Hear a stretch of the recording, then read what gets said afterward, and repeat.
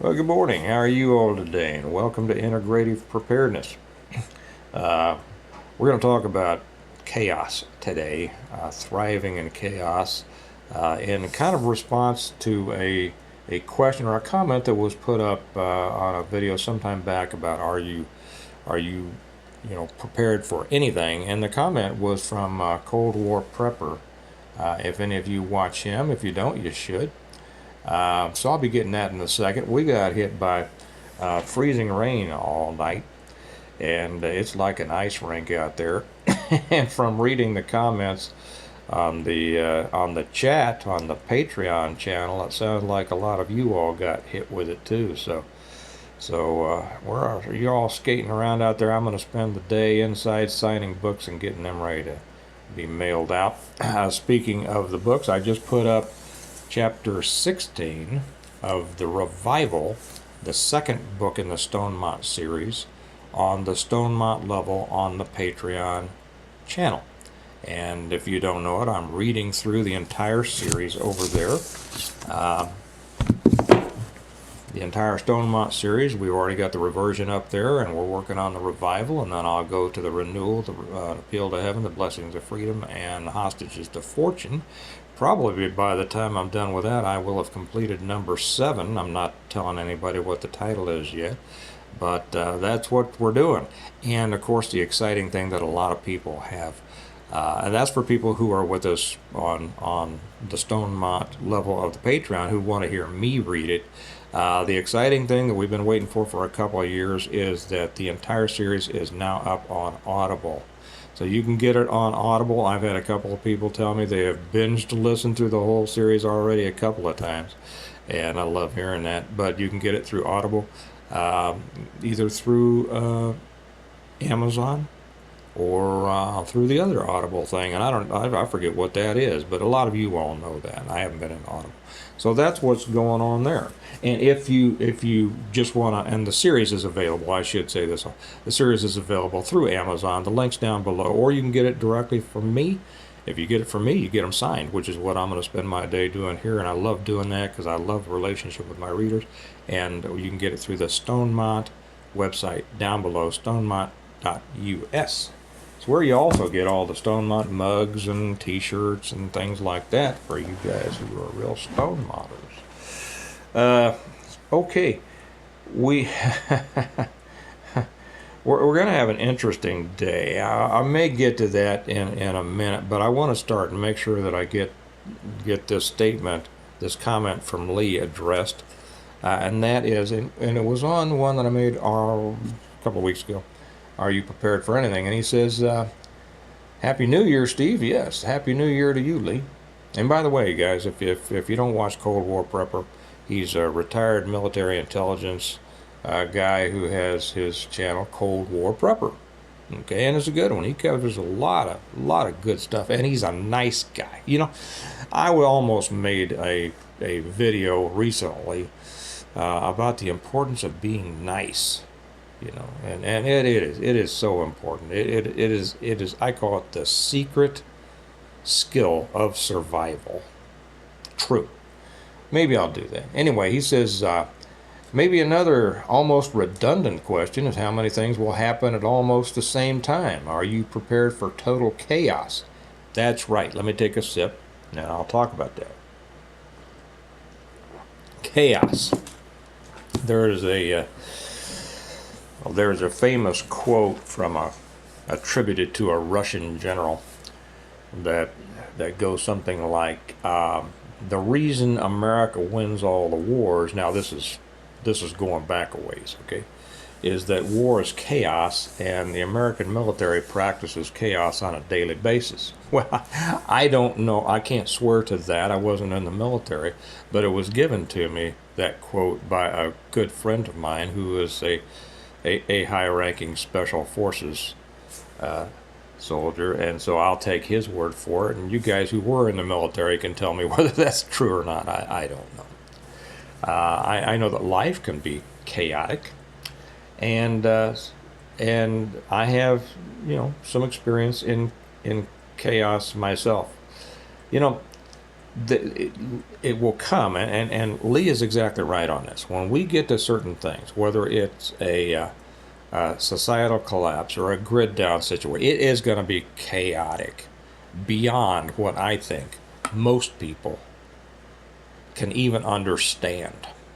And many of them won't be able to handle it.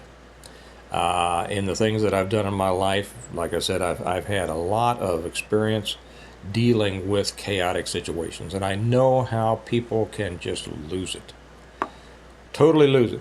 And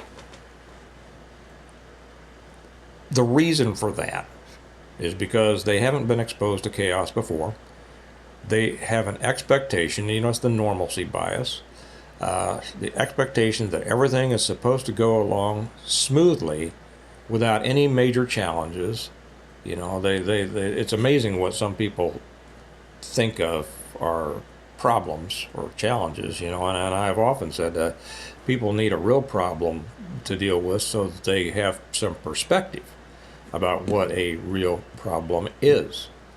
There was a sermon given by a great pastor, Pastor Cunningham, who was the pastor of College Church at Mid-American Nazarene University for years. And it's one thing, how there are certain lines that will stick in your mind. And this one stuck in mine. He told a story about a guy who was just having one problem after another, kind of like Job. One problem after another, till he just felt like he couldn't handle it anymore. I just read a very sad story. I'm going to interject this here. Very sad story of a young servicewoman who just committed suicide. She seemed to have it all.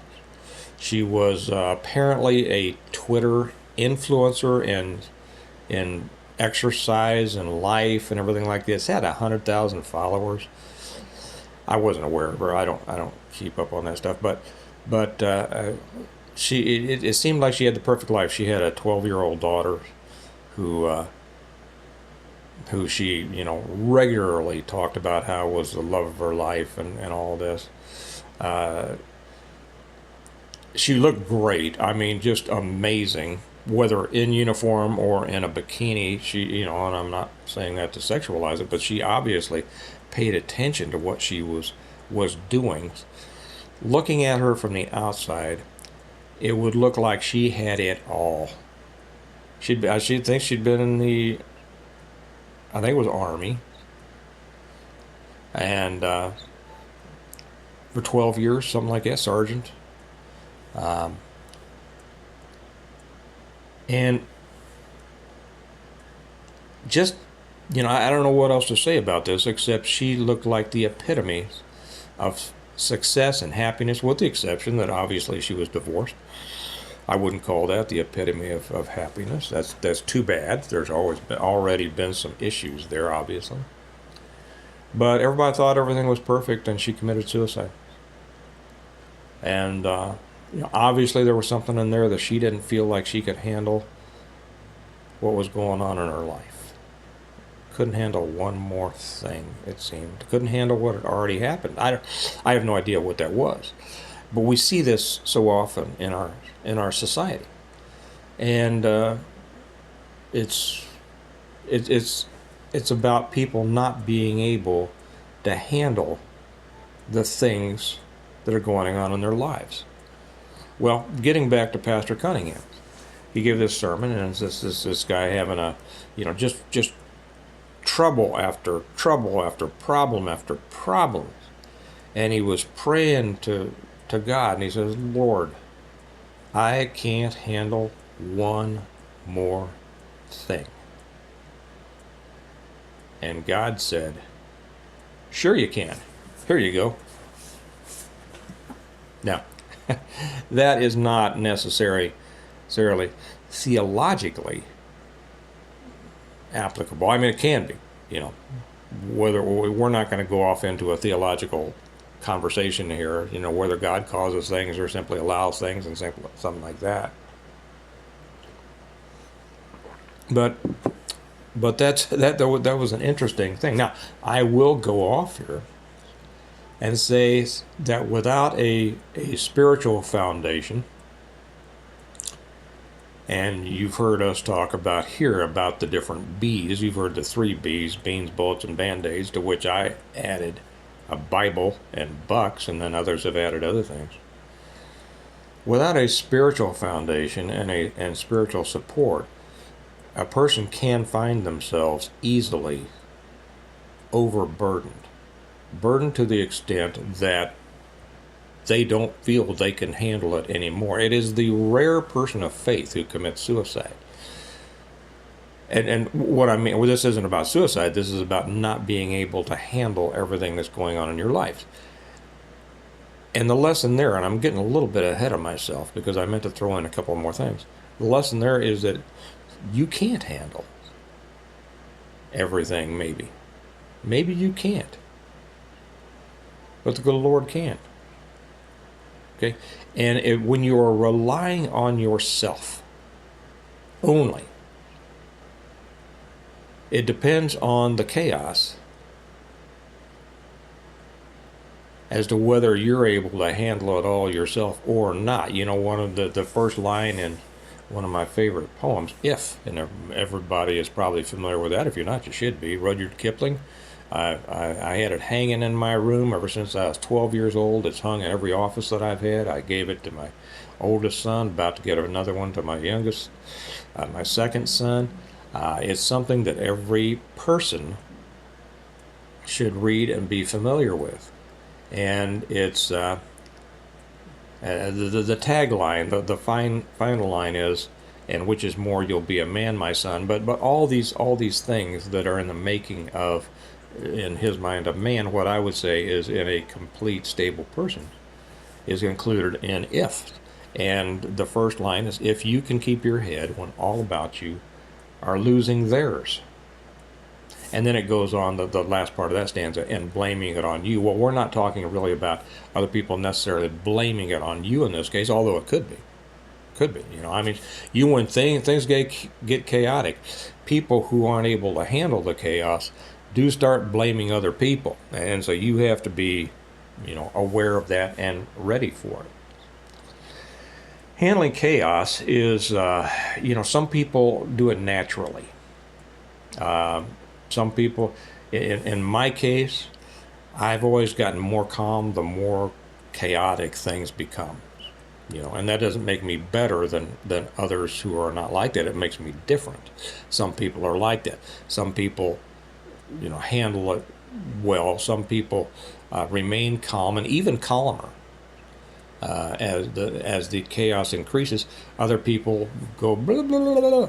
And I think the difference is whether the person feels as if things are happening to them, or whether things are happening around them and they need to handle it. See, that's it. Guys who have been in combat, I'm sure, feel this way. Police who have been, this is where I got my feeling. The more situations you have been in that are horrible and chaotic and things like this, you get experience. And hopefully that experience teaches you something. First off, it kind of immunizes you against the chaos. Okay, I've seen this before. This is happening. Here we go. Let's do our job. Emergency responders will tell you that when they arrive on a scene, and my good Mark is my good friend Mark is the one who explained this to me, that as they train new paramedics and new medics and such as that, one of the things they train them, and they'll do a drill, and they'll go into a situational training situation to where they go on a mock accident site, and there's people screaming and fake blood being thrown all over the place, and you got several of those people screaming and crying. And then you've got some quiet people, and they say that almost always new trainees will go immediately to the screamers. And there's in their world is. If somebody's screaming or crying, or at least they're breathing, okay? The real danger is when someone's not breathing, or they're getting to the point of so much blood loss that they're starting to be able, they're going into shock and things like that. And those are the ones, in your field triage that have to be addressed first. It's not the screamers. They're alive. They're sucking in air and they're letting it out. And it's a matter of being able to identify the ones you really need to go to first, and you need to be able to do so quickly. And that kind of relates to how most people who aren't trained or aren't experienced in chaos or violence or whatever, they are drawn immediately to the wrong things. They are drawn to the chaos, and they let the chaos affect them. And when you are only seeing that, you're not seeing other things, and you're certainly not putting yourself in the situation of being the solution. Okay, you can use a hurricane as an example of that. The winds are whirling around, and if you're in the wind, if you're in the chaos itself, you're not going to be able to do well. Okay, not only can you not help other people, you can't make decisions. You can't make, because think about being, visions blurred, stuff blowing all over the place. You don't know what's going on. Things flying everywhere, and you're just trying to hang on, right? You're just trying to hang on so you don't get blown away with the lawn chair. But if you're in the eye of the hurricane, it's calm, and you can see the chaos around you, and that's what you want to be. You want to be in the eye of the hurricane, because not only do you want to be able to sustain yourself calmly, you want to be able to help others. Okay, and while the chaos is whirling around you, you need to be able to make the right decisions with a clear head. Okay, and you can't do that if you're in, the winds itself. I will throw in another reference here, and it's a biblical reference. I think I've done a sermon on this on the church channels, and that is, some of you will remember when Jesus walked on the water, right? The disciples, Jesus had given a sermon. The disciples were crossing the sea in a boat. Jesus had remained on shore to pray, and in the middle of the night a great storm rose, and it awakened the disciples, and they looked out, and here comes Jesus walking across the water. Even those of you who aren't religious, stay with us on this, because it's a lesson. Here comes Jesus walking across the water. Well, the disciples were terrified. They thought he was a ghost, right? And he says, "Fear not, it is I." And Peter says, "Lord, if it is really you, bid me come out to you." Jesus says, "Fine, come." Peter steps out of the boat, right? Steps out of the safety of the boat, or the relative safety of the boat, gets onto the crashing waves, and he starts walking towards Jesus. And all of a sudden, and he's looking at Jesus, right? Who is the solution? But all of a sudden he looks down and he notices, he takes his mind off, he takes his eyes off the solution, and again he looks at the chaos around him and the dangers around him, and he starts to sink. At which time, "Lord, help me." Jesus reaches out his hand and saves him. "O ye of little faith," right? Well, it's the same thing here. Is dealing with chaos is about keeping your eye and your mind on solutions, not the problem. And in the things that we talk about on this channel, the things we prepare for, whether it's the big one, the total collapse, the grid down, and all of the problems that I talk about in my books that all seem to happen and then happen at the same time. If you allow yourself to be to see yourself, if you see yourself as the thing to which chaos is happening, you're not going to do well. But if you see yourself as the one to deal with the chaos, and you start identifying solutions, and I know in chaos a lot of them, a solution here, a solution there, a solution, we got to do this and this and this, and you're gonna find that in a chaotic situation, a real one, there are going to be people running all over the place, screaming and hollering and arguing and getting fretting and all this kind of stuff. There needs to be somebody who can direct that, redirect that. See, they're adding more chaos to the chaos. Okay, they're adding human chaos to the chaos that's already there, and somebody needs to be able to take care of it. Hopefully that's you. Hopefully you have a lot of people in your group, whether it's your family, your mag, whatever, who are very calm and can stay, keeping their eyes on the solution, not feeling victimized by the chaos and starting to sink below the waves.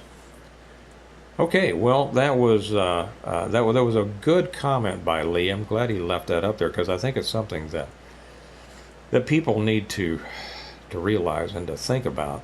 And you can apply this to your daily life too. Even daily life can seem chaotic sometimes, and it can seem too much. And I've known people that just had one thing happen after another, after another, after another. And I'll tell you, in some cases, those things weren't all that big, and it just made the person go ballistic and collapse. And I've known other people who had really big things happen all at once, and they came through it. And the difference there? Well, the difference is mental toughness, mental strength, and the help of the good Lord. So that's how we deal with and even thrive in chaos. Sometimes chaos comes and helps develop new abilities, new skills, new strengths in us. So use it as that. Use it as a learning tool. Use it as a test. Use it as, because you come out of it the other side, you're going to be stronger. And other people depend on you to do that. Okay. All right. Hey, I'm going to go over on the other channel and make one on the American Reversion channel. We have a lot of interesting stuff going on politically right now, as some of you well know. So if you're into the political stuff, join me here in an hour or so on the American Reversion channel, and I'll be talking about the next primary. I'll be talking about what's happening with everything around us, and that channel's really growing. It's great to see many of you over there. And remember that this, like all my videos, are brought to you by the Stonemont series, the Reversion, the Revival, the Renewal, and Appeal to Heaven, the Blessings of Freedom, and Hostages to Fortune. Available on Amazon in paperback, Kindle, and now Audible, or through me directly if you want to order it through our website, stonemont.us, and then I get to autograph them and sign them to you, and I love doing that. And you're going to learn a lot. If you haven't read this series, and you're serious about preparedness, this is the next thing you want to do. It'll teach you things that you never thought of, and it's a great story. So you all have a good day. Remember that we prepare well today in order to live well tomorrow, and I'll talk to you tomorrow. Bye-bye.